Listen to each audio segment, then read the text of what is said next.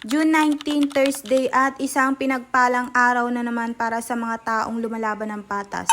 Chares, sobrang OA. Samahan nyo na naman ang babaeng to. Saan na naman? Sobrang gala. Ang client natin for today ay isang taga Area C at isang taga Victoria. Parehong Dasma yan. Kahapon nga may client din ako dito sa Gentry. Kaso nga na-adjust talaga ang oras dahil nga dyan sa ulan na yan. Kalaban talaga yan. Tapos 2 days pang panay sakit ng ulo ko. Ewan ko ba, ulo pa ba to? Bago nga ang lahat, asikaso nga muna sa mga dapat unahin. Kota sa mga anak. 1 PM pala ang ibinigay kong appointment dito sa mga client ko na taga Dasma kasi nga napasok ang panganay ko. Pagtapos ko nga ihatid yung panganay namin sa school niya, ay umalis na nga rin kami kasi nga anong oras na to. Half day nga ang schedule ko ngayon kasi nga 'di ba?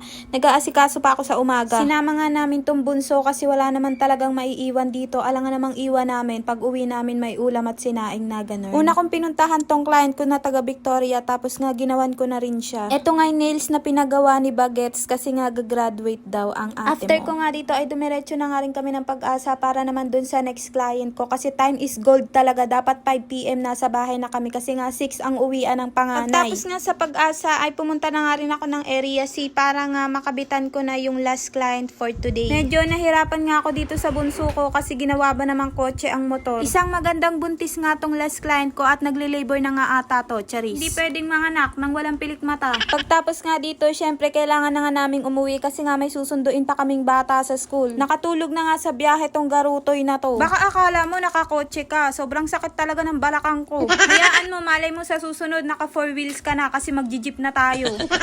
Inuna ko nga agad tong si Milo kasi nga 5 hours kaming wala. Naawa naman ako dito kasi 5 hours siyang walang dede. Kung pwede ka lang bitbitin, baka binitbit na din kita. Dahil nga may client pa ako ng 7 PM ay nagpahinga nga muna ako ng ilang minuto at aalis na nga din ulit ako. Tama na ang pahinga, may trabaho ka pa. Si 7 PM na nga to kaya padilim na rin talaga. Nail at eyelash nga ang ipapagawa neto ni client na dito nga lang sa kabilang subdivision. Pagtapos ko nga dito kay client ay nagpasundo na nga rin agad ako dito sa partner ko kasi gutom na talaga ako. Baka makakain ako ng tao.